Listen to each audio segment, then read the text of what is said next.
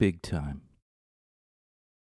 For the love of money is a root of all kinds of evil. Some people, eager for money, have wandered from the faith and pierced themselves with many griefs.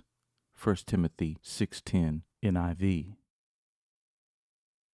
Even at the height of Little Texas's success, I was never a big partier. I would drink a beer or two every now and then, but that was about it. However, I did start smoking pot. I remember the first time I smelled it when I first went out on the road. I was green and 16, literally. The aroma was earthy, like fresh pine trees. As far as cigarettes go, I have never ever tried them. As a kid, I didn't like the way they smelled. I inhaled secondhand smoke way too much over the years while playing all those dive bars to ever have the desire to give them a try. To this day, I've never used any drug besides pot. I had plenty of chances to, but never had the urge. Looking back, I firmly believe that was the Holy Spirit protecting me. When I would smoke marijuana, I thought it made me listen more intensely to music. It's probably not really true, but I thought it was true at the time. And plenty of musicians will tell you that pot heightens the musical senses. I'd put on headphones and hear things that I had never heard before. Bands like Pink Floyd, the Beatles, and Queen suddenly sounded different. Some other bands I got into around that time were bands like Yes, Tom Petty and the Heartbreakers, ELO, and Steely Dan. I had a new appreciation for the depth and substance in the recordings that I hadn't had before smoking. Around that time, I fell in love with the California sound. Brian Wilson and the Beach Boys primarily. I couldn't believe that I had missed how special and influential their productions were. I also failed to notice just how extraordinary the Beatles were when I was young. I didn't realize how they changed pop music. All I remember was singing a melody of songs in choir class like Hard Day's Night and 8 Days a Week in high school. I couldn't appreciate how intricate and innovative their melodies and productions were. I was growing up musically, and the direction of my songwriting started to turn. I wanted to go deeper. I wanted to write music that would influence others and make a difference to the listeners. I wanted to matter. I knew that it was time to try harder as a writer and musician. It was time to push myself, to come up with lyrics and melodies that would make people want to put on headphones and dive deep into my songs. Porter, Dwayne, and I were writing incessantly. We were all pushing each other to turn in better material for the band. We knew the sequel to our first record needed to be more mature and substantial, and we all thought the soft rock sound and style of the Eagles, Jackson Browne, and the Little River Band would be a good place to start. One day after leaving Las Vegas on the back of the bus, Porter, O'Brien, and I were talking about our past loves. Each one of us had our own heartbreak story. Mine was Roxanne Barlow, my first love. Each of us reminisced about our high school sweethearts, and O'Brien started jotting down phrases and ideas. Porter started playing a chord progression that he and O'Brien had already been fooling with. He titled the song, What Might Have Been. The three of us knew right then and there that it had something special about it. It became the song to beat for the second record. The three of us got on a roll and wrote 6 out of the 10 songs for the upcoming CD. Whenever we would write something that had potential, we'd record it almost immediately. We were touring so much that we had a 20-space rolling rack of recording gear that would be wheeled into the dressing room of every venue we played. So whenever we finished writing a song, we'd record it backstage. Every year we'd take time off from touring to head to Nashville. All the country artists did. It was an event called Fanfare. It's now called CMA Fest. Back then, thousands of country music fans would flood the Tennessee fairgrounds to meet their favorite country artists. I think they paid around $80 a ticket for a week of concerts and special fan events where they could meet their idols. The fairgrounds were very down home. All of the horse stalls and big warehouses would be turned into artist booths. Each artist would rent the space to set up their own unique booth where they could meet their fans at set times. The event would happen in the summertime, and it would get so hot in there you could fry an egg on the concrete floor. I remember the year where the band met at the main building where the artists check in. After putting artist lanyards around our necks, they stuffed us in golf carts to take us to our booth. When we got to our building, we noticed a line that wrapped around the entire building. When we got closer, we found out that they were waiting to meet Garth Brooks. The guy was on fire at the time, and there was nobody bigger on the radio. A couple years later, he set a record for signing autographs for 22 hours straight. Aside from taking country music to new commercial heights, Garth led the pack when it came to fan appreciation. The dude never let up. He would go out of his way to make sure each fan knew they were critical to his success. He set the standard for all the country music artists at the time. We were all expected to do a meet and greet after the show, whether we felt up to it or not. Personally, I thought that it took away some of the artist's mystery. Pop and rock artists would have never dreamed of giving so much access to the fans. Garth changed that. Whenever I wasn't performing or promoting with Little Texas, I was home writing by myself or co-writing. One of my favorite co-writers was Tommy Barnes. He and I had become good friends, and writing with him was effortless. One day over at his house, he played me My Love. I knew the song was special after the first verse. It sounded like a hit to me. He had written most of the song by himself. I felt it needed tweaking, though, if Little Texas was going to cut it. The lyrics of his original chorus kept looping over and over, where it'd say, "My love, are you ready for my love, my love? My love is ready for you, my love." And then it would repeat. I asked him if he'd be cool if I played it to Porter and see if we could try to make it work for the band. Porter heard the potential in the song too, and we immediately started fooling with the melody and lyrics of the chorus. It wasn't long before we made some changes, and voila, the new version was born. The melody of My Love is a beast to sing, typical for a Tommy Barnes song.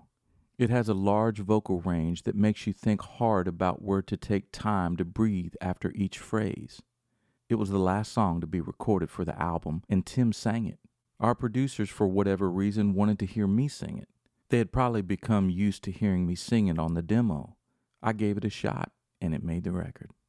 I had no idea then it would go on to become our third #1 song off our CD, Big Time. A proud moment. The van that Porter's dad had bought us to tour in was long gone. We were now renting a bus and pulling a trailer with all of our gear in it. It was an expensive upgrade, but we were doing way too many shows out west to keep driving those long distances. It was becoming brutal and flat out dangerous. There were many times where each one of us would come close to dozing off while driving.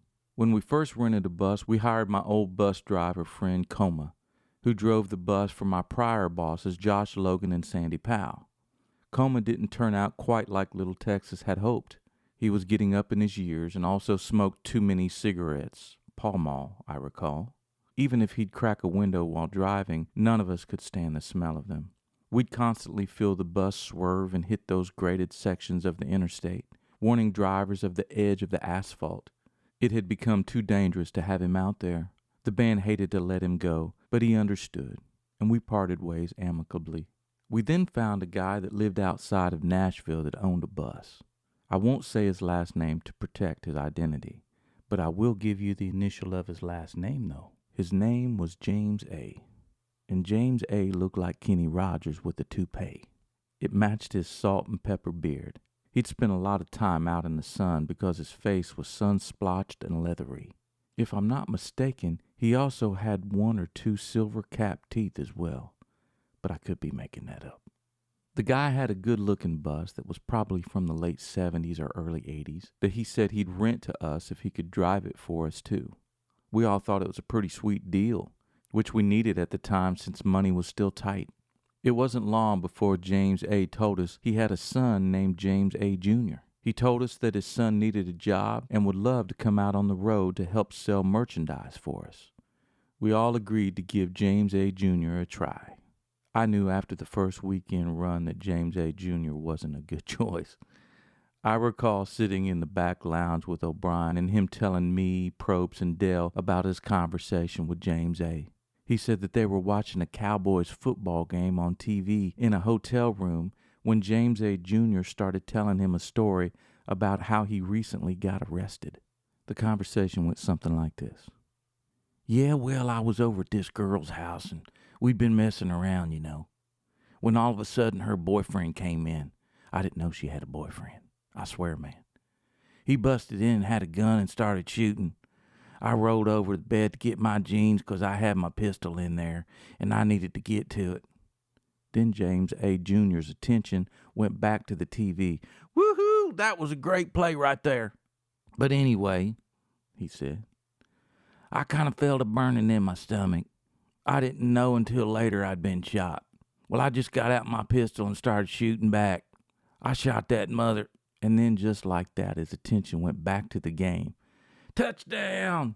Man, that was a great run."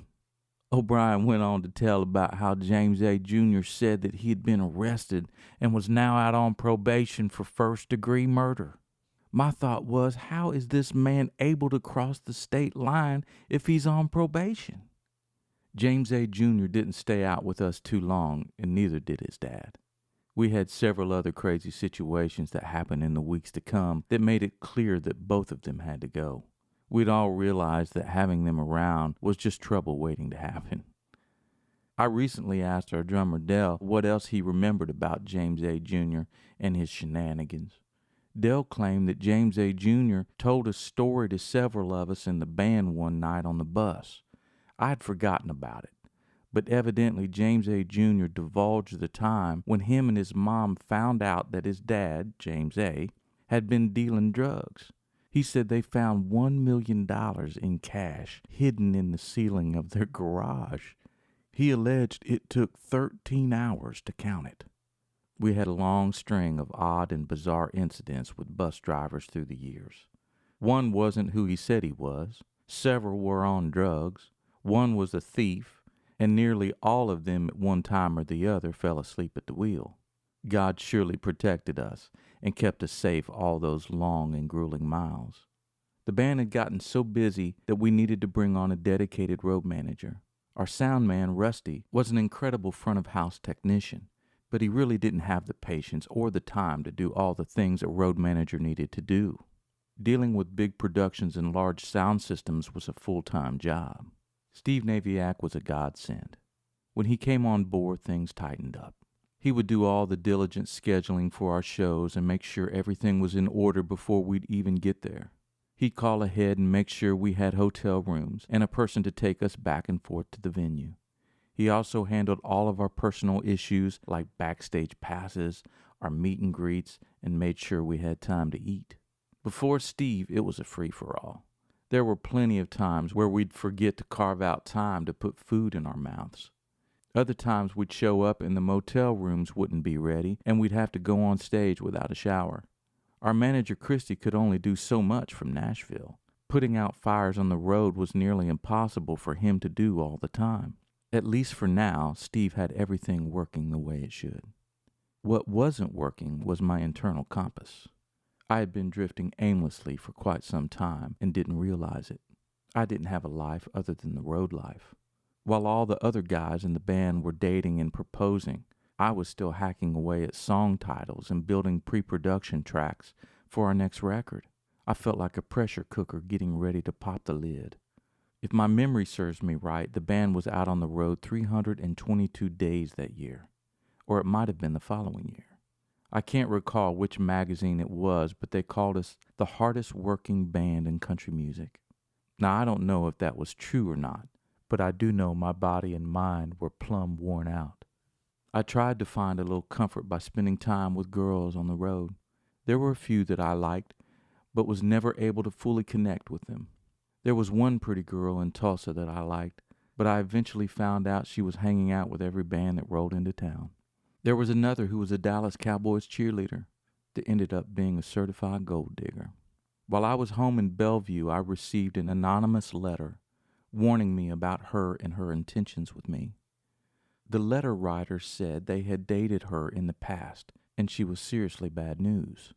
They went on to say that she had a safety deposit box full of money and jewelry from past boyfriends. When I confronted her about the letter and asked her about the box, she flipped out. She started cussing and ranting on a scale that I had never heard before. I knew immediately that the letter had struck a nerve, and I broke it off with her. Years later, I found out that she had been with another big country star and tried to do the same gold digging with him, too. I even tried getting back with Roxanne. I flew her out to see me while I was playing in Fort Worth, Texas. It had been 5 or 6 years since I had seen her. I was looking forward to seeing what she looked like. When I finally did see her, she was still as pretty as ever, but she had dyed her hair red. Nothing against redheads, but she didn't look like the Roxanne I remembered. We hung out for a day or two, but something was off. We tried to reignite the old flame, but for some reason the feeling wasn't there like it had been before. After one of the many nights playing Fort Worth, we headed down to Austin. We were scheduled to perform at a great nightclub called Dance Across Texas. But the night before, Richard Perna, who was the head honcho at our publishing company, wanted to take us all to a club. He was wanting to celebrate O'Brien's wedding that was just around the bend. Dwayne had met a woman named Elisa, and they had fallen completely in love. They had been dating for years, and it was time for him to tie the knot. That night we saw a lot of pretty ladies there, and Porter and I heard our manager Christy say the phrase, "God bless 'em." Well, the next day at sound check, Porter came over to my keyboard and said, "What do you think about the title, God Bless Texas?" I loved it. I knew exactly where he wanted to take it and knew it would be easy and fun to write. After we finished checking our mics and levels, we all headed back to the motel. Porter and I were fixated on getting some lyrics started, so we agreed to meet down at the pool and work on it. There wasn't a guitar around, but that didn't stop us. We were just rapping the words and phrases and kind of knew where it was headed musically. For the next 6 months, we tried going to O'Brien and to our songwriter friend Jay Booker to see if they wanted to write it with us. Neither of them ever really thought much about the song idea, so they passed. Finally, Christy made Porter and me finish it. He had heard bits and pieces of it and thought that there might be something to the song. The tune had been sitting idle for too long. Porter and I finished it in a motel room somewhere out west, and we brought it to the band to see what they thought. I remember working it up at soundcheck at some outdoor stage. That day our booking agent Ron Baird came to our soundcheck. Christy told me that Ron freaked out when he heard it and thought that the song was going to be a big, ginormous hit. Warner Brothers released our first single off of our new album, Big Time, on May 13th, 1993. The band had been anticipating it for quite some time, and we knew it was do or die time. We felt we had recorded the best music we had at the time, and it was finally up to the public to see what they thought. Our first single was What Might Have Been. I don't remember why they went with that single, but whoever chose it chose right. The song got traction right off the bat. Radio stations all over the country started playing it. We also simultaneously released a video to all of the country video channels like CMT, TNN, and GAC. A portion of the video was filmed in sepia tone, and it focused around World War II. It showed a couple dancing just before the soldier has to go off to war. The second part was a full storyline about a guy named Michael that has a son named Tommy. It shows them visiting Michael's grandfather Nathan, who lives in a nursing home. The little boy Tommy shows his great-grandfather a picture that he had found of Nathan and a woman he'd met during World War II named Clarice. During the visit, Tommy's grandfather tells Tommy more about Clarice and about how they had lost contact with each other after the war ended. After Michael and Tommy leave, Nathan is shown walking around the nursing home when all of a sudden he passes an elderly woman. He stops and turns around to see if the woman looks familiar. It turns out that it's his long-lost love, Clarice. When I saw the final cut of the video, I was blown away. I had no idea that the storyline had been filmed at all. The band only experienced being filmed on a big electronic Lazy Susan where we kept spinning around and around singing the song. Once I saw the video of us and the added footage, I knew the song was going to be at least a top 10 single. The song exceeded all of our expectations. It went on to be our first #1 song on the country charts. It even showed up on the adult contemporary and pop charts. I'll never forget hearing it on the radio for the first time. Tim and I were driving his little white Mazda RX-7 around a big curve on a Dallas freeway. Both of us flipped out. It sounded amazing through the car speakers. I remember us both talking about how it could be the song to send us to the top. Fruit of the world. There are so many ways that we are tempted by the fruits of the world. Drugs, money, sex. The list goes on and on. For me, I gave in to those temptations. I was genuinely adrift, even if I didn't necessarily realize it at the time. I allowed myself to get lost in the everyday grind and the superficial temptations. I didn't think much about my walk with God, but I'm not alone. The Bible is full of stories of people that gave into sinful desires just as I did. Samson was enticed by Delilah, and that deception led to his death. Judges 16 through 18. King David committed adultery with Bathsheba, 2 Samuel 11 through 12, and we all know what happened with Eve in the Garden of Eden, Genesis 3. Being tempted does not make us a bad person. Even Jesus was tempted, Luke 4, 1 and 2. What really matters is how we react when tempted. One way to fight temptation is by focusing on something else, things that are good and pure.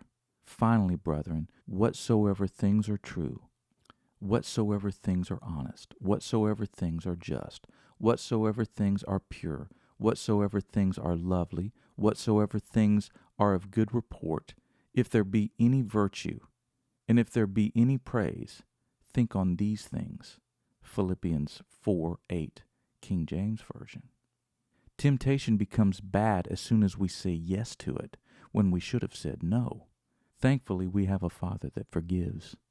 If we confess our sins, He is faithful and just to forgive us our sins and to cleanse us from all unrighteousness. John 1:9, King James Version. That doesn't mean that we should keep giving in to sin, though. When we do, we start to backslide, just like I mentioned in the first chapter of this book. We need to be aware of exactly who is tempting us. Satan. It's certainly not God. Let no man say when he is tempted, I am tempted of God. For God cannot be tempted with evil, neither tempteth he any man. But every man is tempted, when he is drawn away from his own lust and enticed. Then when lust hath conceived, it bringeth forth sin, and sin, when it is finished, bringeth forth death. James 1:13 through 15, King James Version. To help us not sin, we need to think about the consequences of giving into it. There can be physical, emotional, and spiritual harm when doing so. Praying will battle temptation. Jesus said, watch and pray that ye enter into temptation. The spirit indeed is willing, but the flesh is weak. Matthew 26:41, King James Version. Blessed is the man that endureth temptation, for when he is tried, he shall receive the crown of life, which the Lord hath promised to them that love him.